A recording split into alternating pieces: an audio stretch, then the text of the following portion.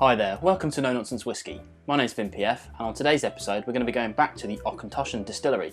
Now, I recently covered the 3 wood, so I'll pop a link to that just up here. This is their kind of relatively new Bartender's Malt, and we're going to sort of talk about this a little bit, but also compare it to the 3 wood, because I think it's their most important comparison, being that it's in the same sort of price range. Now, this Bartender's Malt, it's a little higher in ABV than the usual Auchentoshans. Usually it's around 40 to 43%. This one jumps up to 47, which is a good ABV. But in the UK, it's priced roughly 40 to 45 pounds. Today I saw it for 42 pounds on Master of Malt. So it's in that sort of ballpark. The 3 wood used to be about 35 to 40. Today it seems to be around that same sort of price, 40 to 45 pounds. So, I'm going to have to compare it to that, even though they're obviously slightly different liquids. If you want to see more about that one, then do check out that link. So this Bartender's Malt, the kind of alleged history of this is that Auchentoshan pulled together 12 bartenders from around the country and let them just basically pick some casks and blend them together and kind of create this kind of profile like this.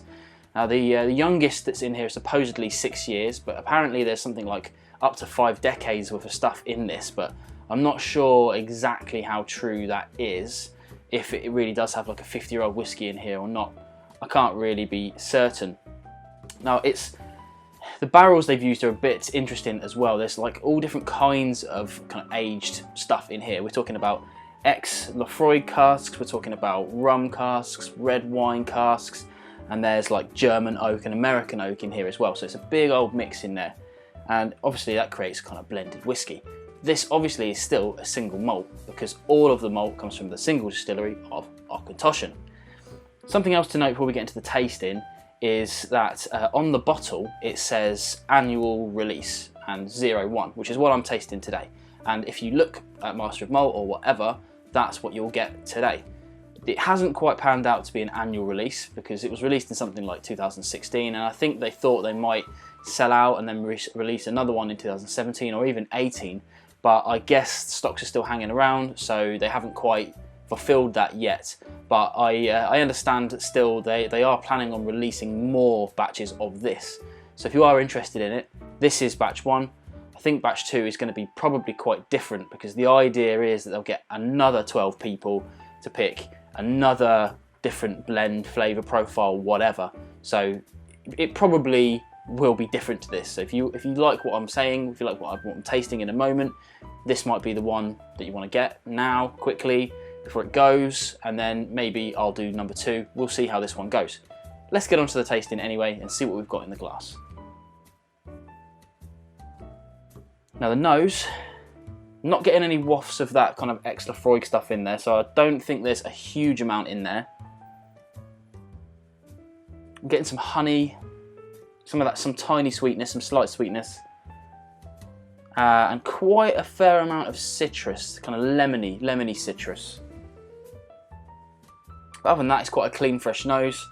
Obviously, we know Auchentoshan is triple distilled, not double distilled, so it is very, very different than most Scotches, erring on the side of kind of what Irish whiskey is doing, mostly triple distilled, so a bit lighter in character than what you're used to. Maybe you are used to it. Let's have a try on the palate.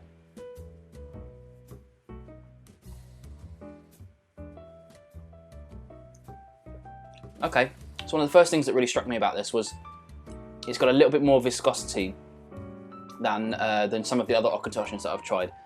So I think kind of that extra ABV, maybe some slightly more aged spirits in there, giving it a little bit more thickness. It kind of coats the tongue quite nicely.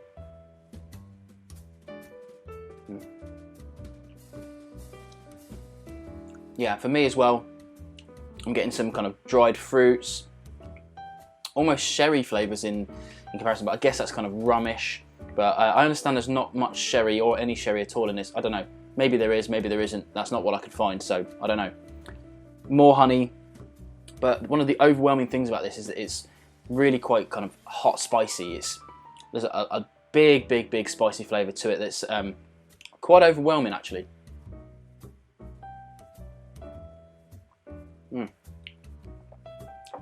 It's tasty.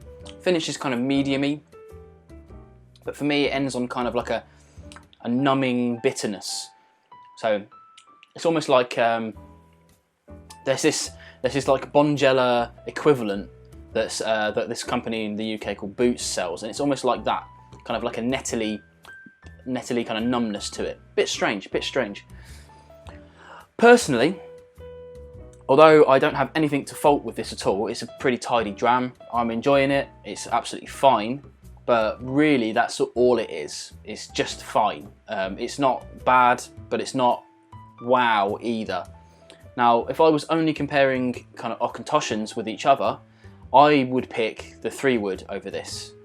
Bit more interesting, I think. Something's more going on there. This has got a lot going on. There's a lot of little dynamics, but they're all kind of fighting.